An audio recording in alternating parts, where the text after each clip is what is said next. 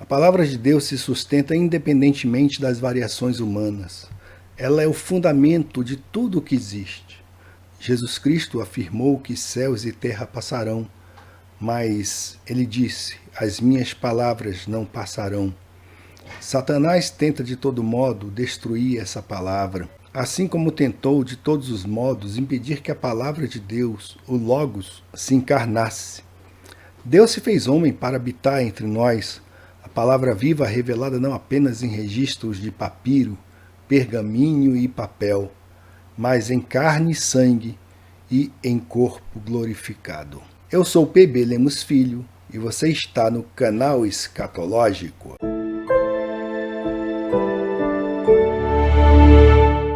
No vídeo de hoje vamos continuar a falar a respeito do livro Viagem ao Centro da Terra, de Júlio Verne. Vocês podem ver aí essa fotografia de Júlio Verne na tela. O livro Viagem ao Centro da Terra foi publicado em 1864 e foi imediatamente um sucesso de crítica e continua sendo publicado em francês, inglês e em outras línguas até hoje. Você pode encontrar edições recentes deste livro em português. Tá? Nos capítulos iniciais do romance, o professor alemão Otto Lindenbruck e seu sobrinho Axel descobrem um documento antigo escrito por Arne Saknussemm. Este alquimista fictício do século XVI descreveu uma jornada em um grande sistema de condutos vulcânicos, acessível a partir da cratera do vulcão islandês Snæfell. Assim, Lindenbruck e seu sobrinho viajaram para a Islândia, empregaram um guia local e, seguindo as instruções codificadas do documento, entraram na cratera vulcânica. Lá, eles desceram através das camadas sedimentares da crosta até sua fundação. Cerca de 140 quilômetros abaixo da superfície, eles descobriram um mar subterrâneo, ocupando uma caverna aproximadamente do tamanho da Europa, escavada no granito da crosta inferior. Os viajantes se aventuraram no Mar Lindenbruck, como chamam o oceano recém-descoberto, em uma jangada construída com os troncos de grandes palmeiras de espécies que não existem mais, que crescem ao longo das margens daquele mar. No mar, propriamente dito, eles testemunharam uma batalha entre monstros marinhos do período Jurássico e desembarcaram em uma ilha com geyser. Aventurando-se no interior, descobriram mastodontes vivos e hominídeos primitivos. O best-seller de Verne foi produto de rica imaginação e pesquisa. Ele provavelmente baseou seu relato de viagem fictícia nos trabalhos de geólogos como Alcide d'Orbigny, que classificou os estratos de rocha por seu conteúdo fóssil, L. de Beaumont, que trabalhou na origem das cadeias de montanhas, e Charles St. Clair Deville, que estudou vulcões. Sem dúvida, todos esses estudiosos partiram de uma visão evolucionista a respeito da história da Terra. É certo que, se partimos de premissas equivocadas, as conclusões serão equivocadas. Ao contrário, se na busca de conhecimento começarmos a partir do relato bíblico revelado pelas Escrituras, chegamos a conclusões verídicas, verdadeiras a respeito da nossa realidade. Uma importante fonte de inspiração para Verne foram os livros do cientista e escritor francês Louis Figuier. Em 1864, Figuier publicou La Terre avant le déluge, um livro de ciência popular discutindo geologia e paleontologia. Pela correspondência sobrevivente de Verne com seu editor, sabemos que ele começou a trabalhar em seu romance algumas vezes entre janeiro e agosto de 1864. Algumas passagens e cenas do romance de Verne, como a batalha entre um ictiosauro e um plesiosauro, testemunhada pelos viajantes, provavelmente foram inspiradas por uma ilustração no livro de Figuier. Essa passagem do livro mostra como a cultura dita científica da época, tá, pessoal? Na época de Júlio Verne, estava contaminada totalmente com a visão evolucionista a respeito da realidade. Sabemos que dinossauros jamais existiram e são produto da mente imaginativa dos falsos cientistas do século XIX, que desejavam a todo custo validar a hipótese evolucionária.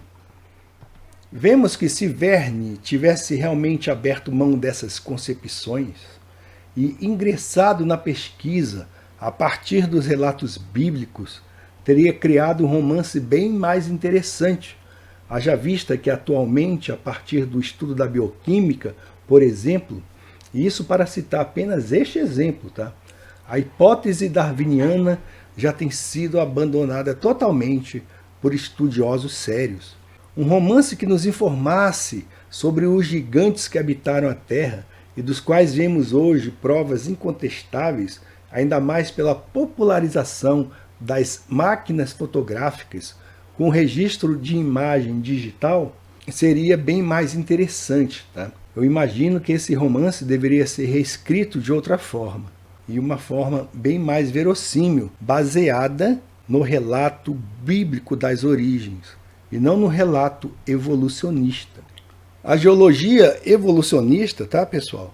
Ela nomeia e descreve os períodos geológicos em eras, que se você não sabe, agora vai aprender, que são a pré-cambriana, arqueozoica e proterozoica.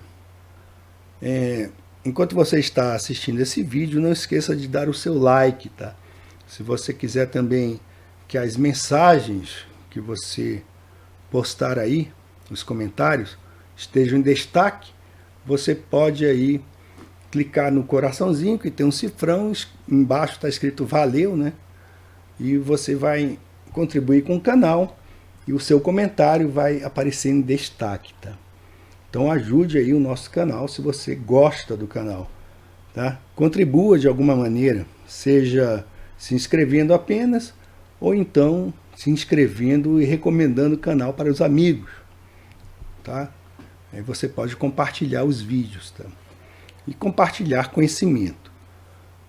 E continuando, então, as eras geológicas são a pré-cambriana, arqueozoica e proterozoica, era paleozoica, era mesozoica, era cenozoica.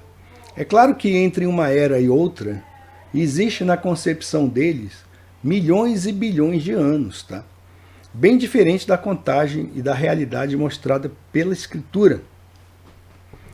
A floresta imaginária de Verne, crescendo ao longo do mar Lindenbrook, era semelhante às florestas fósseis, isso no conhecimento ou no entendimento dos geólogos evolucionistas, né? Era semelhante às florestas fósseis do período Carbonífero. Esse período dito Carbonífero faz parte da era Paleozoica. Com relação aos dinossauros, a falsa ciência atual afirma que um dos aspectos mais marcantes do Mesozoico é o surgimento dos dinossauros, tá?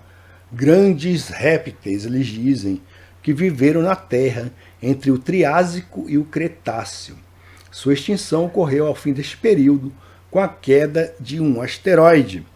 E não vamos nos surpreender, tá, que a NASA, até hoje, através de suas agências mentirosas, divulgadoras dessa falsa ciência da astronomia moderna, vive afirmando que asteroides costumam passar bem perto da Terra, em uma espécie de via espacial sobre a nossa morada.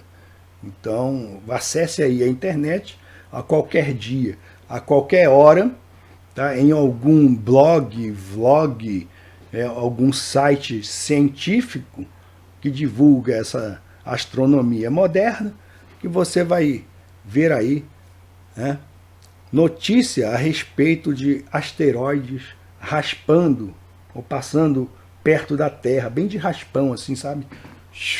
Eles dizem assim, a 130 ou a não sei quantos, 900 mil quilômetros, isso é muito perto. E eles estão doidos para esse tal de asteroide que destruiu os dinossauros, que um dia ele retorne, né? Então vai ser a volta daquele que nunca veio, né? Porque nós sabemos que esse negócio de asteroide não existe, só na cabeça dos bolóides, tá? Na narrativa de Verne, o calor necessário para manter a floresta viva vem do calor excessivo do globo. A Terra ainda estava tão quente em si mesma que sua temperatura inata dominava, como escreve Figuier em seu livro. Porque eles dizem o seguinte, que isso aqui tudo era uma bola, né? Bola de fogo que foi resfriando, tá, pessoal? Foi resfriando, tá? Talvez aí por causa do frio que faz no espaço sideral. Antes da descoberta do decaimento radioativo, os geólogos acreditavam que o calor interno da Terra era o calor residual de sua formação a partir de uma bola derretida. Com o tempo, a Terra esfriou e uma crosta sólida se formou. Os exploradores de Verne usaram um conduto vulcânico oco de Sneffels como porta de entrada para o interior da Terra. Muitos geólogos da época acreditavam que os condutos vulcânicos, vazios quando o vulcão entrou em erupção, conectavam uma cratera vulcânica a câmaras de magma no subsolo. Hoje sabemos que esses condutos são muito pequenos e obstruídos por rochas sólidas para os humanos se moverem. No entanto, Verne estava certo quando descreveu uma câmara cheia de cristais gigantes encontrados no subsolo. Existe aí uma caverna onde foram encontrados cristais gigantescos, não é? E pesando aí mais de 50 toneladas. Mas a falsa ciência ensina que para os cristais crescerem, eles precisam das condições certas e de muito tempo. Em teoria, não há limites para o tamanho que um cristal pode se tornar. No entanto, as condições perfeitas para o crescimento do cristal raramente são atendidas. Tudo aquilo que eles não entendem ou não conseguem explicar simplesmente é colocado sob uma perspectiva de muito tempo ou de grandes distâncias, tá? Então, aquilo que eles não conseguem explicar, que eles não entendem, tá? E nem mesmo aquilo que foi revelado nas escrituras, eles então tentam explicar através de grandes distâncias, né, que são inalcançáveis para o ser humano, ou então de muito tempo. Então, tudo que nós vemos hoje demorou muito tempo para ser formado, né? E a evolução, né? A evolução do ser humano também é ensinada aí nessas condições, né? De um tempo inimaginável, que não dá nem para se medir. Dito isto, pessoal, pesquisei e vi que tais condições, né, que a ciência diz que são condições perfeitas, são encontradas na Cueva de los Cristales, que está localizada na mina Naica em Chihuahua, né, México. A mina de Naica foi aberta em 1828 para exploração de minério de chumbo, zinco e prata. Em 1910 foi descoberta uma gruta natural, posteriormente denominada Cueva de las Espadas. O nome deriva dos cristais de gesso, sulfato de cálcio, em forma de lâmina de 90 centímetros de comprimento, que cobrem as paredes da caverna. Entretanto, o que os mineiros descobriram quase 90 anos depois, durante a construção de um túnel de 300 metros abaixo do solo, é ainda mais surpreendente. A Cueva de los Cristales abriga os cristais mais incríveis já descobertos, espelhando a fantástica descrição de Verne. Condições quase perfeitas possibilitaram o cultivo de cristais de gesso, com mais de 9 metros de comprimento e com um peso estimado de 40 a 50 toneladas. Vamos pesquisar aqui essa mina Naica, Chihuahua, México, tá? Mina Naica, Chihuahua, México, tá, pessoal? Então vocês podem ver aí, ó, Caverna dos Cristais. Né? São cristais realmente gigantescos, né? São grandes, ó. Certo? Nessa mina aqui. Então vocês podem ver aqui a localização e configuração geológica da mina Naica, Chihuahua, norte do México.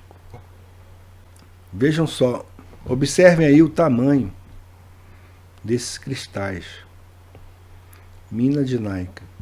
Então, dentro dessas condições perfeitas que eles afirmam, está com certeza o tempo, né? Que eles dizem que são milhões de anos para a formação desses cristais. Eles afirmam, tá? A ciência afirma que talvez Verne ele estivesse certo de um modo assim espetacular, porque para eles o maior cristal possível na Terra pode ser encontrado em seu centro. Então, é no centro da Terra que existe um cristal espetacular que eles falam, tá? Porque eles afirmam que o núcleo da Terra é uma bola sólida de ferro superquente e liga de níquel, com cerca de 1.200 quilômetros de diâmetro. E pesquisas modernas, segundo a ciência, né, sugerem que ele exibe uma estrutura cristalina. Infelizmente, no momento, eles afirmam, não há como ter certeza e visitar este lugar como Verne imaginava. Bom, nós sabemos o seguinte, que embora a ciência moderna especule muito sobre isso, é tudo especulação, tá? É sabido que é impossível existir um núcleo girante no centro do suposto planeta Terra capaz de gerar o seu campo eletromagnético, como vemos no filme O Núcleo, onde a ficção científica logrou sucesso ao chegar até esse ponto da Terra, qual seja o seu núcleo. Se você ainda não assistiu esse filme, a história conta o empreendimento levado a efeito pelos cientistas e por astronautas da NASA. Por incrível que pareça, astronautas tiveram que ir para o fundo da Terra. Foram lá, né? Então, segundo a ficção científica, eles conseguem ir ao espaço sideral e também até o centro da Terra. Tá? Então, esses cientistas, esses astronautas, eles foram até o núcleo para fazê-lo girar novamente, pois o roteiro nos diz que ele tinha parado de se mover e o campo magnético da Terra não mais era gerado, não mais funcionava, e isso começou a causar inúmeras catástrofes ao redor do mundo. Bom, como sempre colocam a verdade junto com a mentira, sabemos que o magnetismo terrestre é gerado pelo giro do imenso domo que cobre a Terra, carregando consigo os luminares, mas na teoria desvirtuada da verdade empírica da observação, que ela é desvirtuada, ela não segue a ciência da observação, especula-se que um artefato escondido, o núcleo, seja responsável por importantes fenômenos que regem as engrenagens e eventos que ocorrem na nossa verdadeira habitação. Tá? Devemos lembrar o que diz o Salmo 115:16. Devemos sempre lembrar o que diz o Salmo 115:16. Os céus são os céus do Senhor, mas a terra deu a ele aos filhos dos homens. Vocês podem ver que no que diz respeito ao modelo globular, este é vulnerável e sujeito a todo tipo de fictícias catástrofes capazes de destruí-lo. Ao contrário, o que a Bíblia revela é algo totalmente diferente. A terra se encontra fixa e é indestrutível. Criaste a terra assentando-a sobre base firme, para que seja para sempre indestrutível. Salmo 104:5. Essas destruições mostradas em canais que tratam sobre o fim dos tempos, que mostram imagens de meteoros, de asteroides, bombas nucleares, outros decorrentes de abalos na natureza, vingança de Gaia, tá? Tudo isso não passa de ficção pura. É imaginação e total desentendimento da palavra de Deus, tá? A destruição pelo fogo que haverá por conta da futura renovação da Terra virá simplesmente de uma ordem emanada do próprio Deus. Não será por conta da mão do homem. O homem não tem esse poder e jamais terá. Tá? Então a natureza da destruição é uma natureza sobrenatural. Não vai vir da mão do homem. Agora, é bem interessante, tá? Que a Bíblia afirma algumas coisas a respeito de Deus e que são ignoradas por essas pessoas, tá? Por exemplo, aqui na Bíblia Jeffrey, tá, pessoal? Vejam só. É algo assim que, na minha concepção, isso é inadmissível em um comentário bíblico, né? Mas é porque os caras têm outros interesses, na verdade. Tá? Primeiro, uma das coisas que eu percebi nessa Bíblia, tá? Embora seja muito boa no que diga aos seus estudos proféticos, o que eu percebi é uma concessão inadmissível às premissas e às conjecturas e às afirmações da falsa ciência, tá? Outra coisa, parece que não sei se é o comentarista ou se é o editor, tá? Eles tentam de toda forma tentar fazer com que a Bíblia receba o selo científico da própria ciência para que você creia nela. Isso é um grande absurdo, é uma coisa ridícula, tá?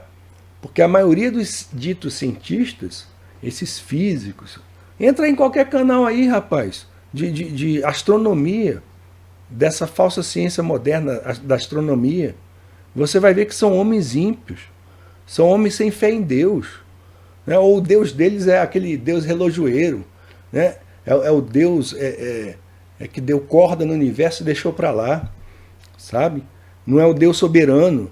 Então são canais que pregam, na verdade, o humanismo, tá? É o ser humano que determina tudo, tá? E são as leis naturais que determinam tudo. Deus deu corda, não controla mais nada, deixou mais leis, né? Então é um universo para eles mecanicista, certo? É esse tipo de gente que os caras dão. É para esse tipo de gente que o editor ou o Jeffrey, né? O próprio Jeffrey, dá concessão, tá? A Bíblia afirma, gente, que o nosso Deus é fogo consumidor. O fogo que vai renovar a terra e destruir as suas obras virá da boca do Deus Todo-Poderoso, tá? Me desculpe aí, mas para quem diz aí, fala a respeito da inversão de polos, não acredito em nada disso. O mundo não vai ser renovado pela aplicação de leis naturais, não. Vai ser uma obra direta do Deus Todo-Poderoso, tá? Então, as concessões à falsa ciência que os comentaristas bíblicos se dão o direito de fazer, depõem, na verdade, contra eles. Esses comentaristas desconhecem a essência da própria Bíblia. Eles, no seu âmago, são humanistas que desejam dar a glória de Deus e seus feitos ao homem, tá? Então eu provo, biblicamente eu provo, tá? O mundo vai ser renovado pelo fogo? Sim, mas virá de Deus. Não vai ser bomba atômica não, que nem existe, tá? Mas vamos ver aqui, olha só. Vejam a concessão que esse comentarista faz. Ele fala assim, ó, uma renovação pelo fogo. Embora Isaías e João tenham vislumbrado os novos céus e a nova terra, o apóstolo Pedro descreveu a destruição pelo fogo como um meio para a sua renovação. Essa renovação será o último juízo de Deus na terra no final do milênio. Ele diz aqui vai ser um juízo de Deus, tá? Alguns sugerem que essa renovação envolverá uma aniquilação total da terra. Geralmente são os globolóides que falam isso, tá? A terra continuará para sempre, está escrito. Deus simplesmente destruirá a face da terra com fogo da mesma maneira como destruiu a superfície da terra com o dilúvio nos dias de Noé. Perfeito. Pedro encorajou os cristãos a aguardarem os novos céus e a nova terra. Nas gerações passadas, aí veja só aqui o que o comentarista fala. Nas gerações passadas, algumas pessoas zombavam das palavras de Pedro que diziam: os elementos hão de derreter-se e queimarão. Os cientistas acreditavam que os elementos eram imunes à destruição. O que eu tenho a ver com crença de cientista, meu amigo? Por que eu tenho que saber o que esses cientistas falavam? Só falam bobagem, só falam coisas contra Deus. Essa palavra é escrita para crentes, pessoas que creem no poder de Deus, tá? Não é escrita para cientistas, não importa o que eles digam. Não me importa o que eles dizem, o que eles pensam. Não me importa com o que Carl Sagan, Einstein, Stephen Hawking e outros pagãos aí, ímpios, não estou nem aí para eles, cara. Aquele que crê em Deus não deve se importar com o que esses caras dizem, tá? Só falam mentiras. Os cientistas acreditavam que os elementos eram imunes à destruição. Contudo, ele diz assim, ó, contudo, a descoberta das reações termonucleares mudou essas crenças, mudou as crenças deles, né? Essas reações nucleares em cadeia convertem elementos em energia, produzindo energia e calor.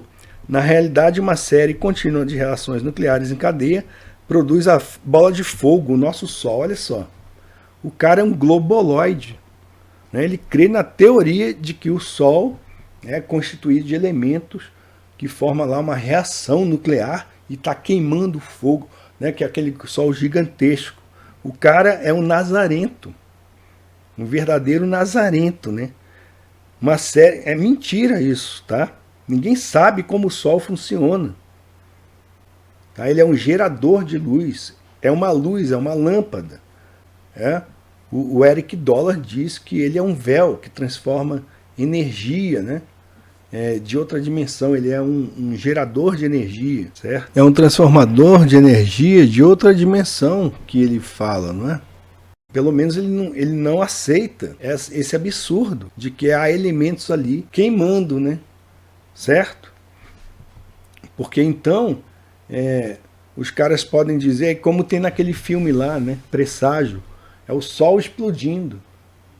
Né? O Sol gigantesco explodindo e consumindo a Terra com fogo. Esse que é o Armagedon, é o fim do mundo dos caras, né? Certo? A escatologia da falsa ciência é essa. E é essa aqui que parece que ele admite, né?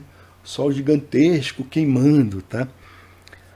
Aí ele fala aqui, as palavras de Pedro podem ter prefigurado um holocausto nuclear mundial, como um meio de purificação da Terra da parte de Deus. Olha só, quer dizer que não vai ser Deus, vai ser o homem utilizando armas nucleares que não existem, tá?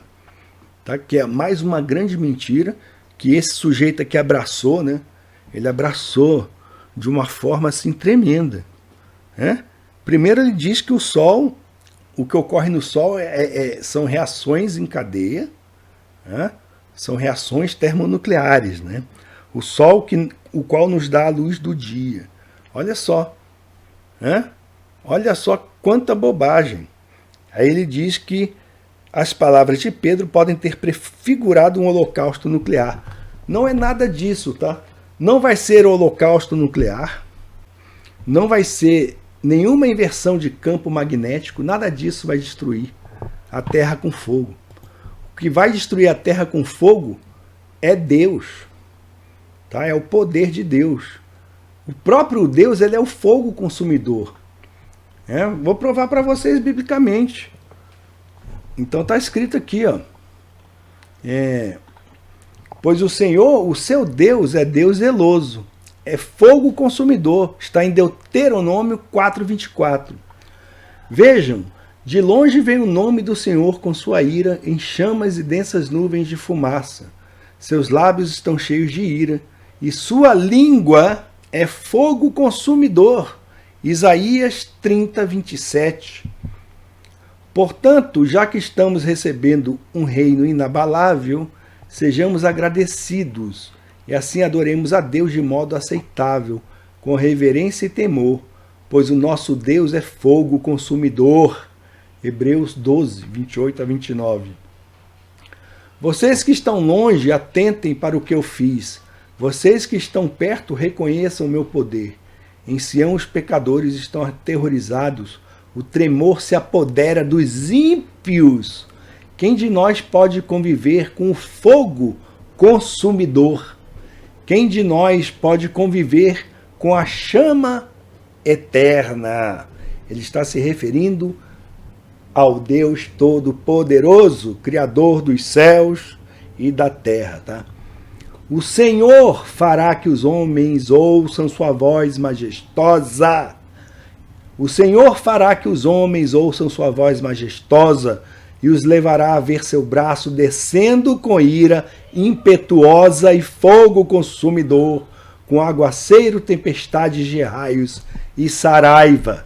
Isaías 30:30. O problema é que muita gente utiliza o método metafórico. o método metafórico para entender e interpretar a Bíblia, tá? E aí eles dizem o consumo pelo fogo é mediante arma nuclear, né? Armas termonucleares. Então isso leva ao erro, tá? Mas a Bíblia fala claramente que Deus mesmo, ele é o fogo consumidor. Quando Moisés subiu, a nuvem cobriu o monte, e a glória do Senhor permaneceu sobre o monte Sinai. Durante 6 dias a nuvem cobriu o monte. No 7º dia o Senhor chamou Moisés do interior da nuvem. Aos olhos dos israelitas, a glória do Senhor parecia um fogo consumidor no topo do monte. A glória do Senhor parecia um fogo consumidor no topo do monte. Êxodo 24. Nadab e Abiú, filhos de Arão, pegaram cada um seu incensário, nos quais acenderam fogo, acrescentaram incenso e trouxeram fogo profano perante o Senhor, sem que tivessem sido autorizados. Então saiu fogo da presença do Senhor e os consumiu. Morreram perante o Senhor. Moisés então disse a Arão: foi isto que o Senhor disse aos que de mim se aproximam, santo me mostrarei. À vista de todo o povo, glorificado serei. Arão, porém, ficou em silêncio. Então, é isso, tá, pessoal? O fogo de Deus é que vai destruir e renovar a terra. O ser humano nada pode fazer. Fica a dica.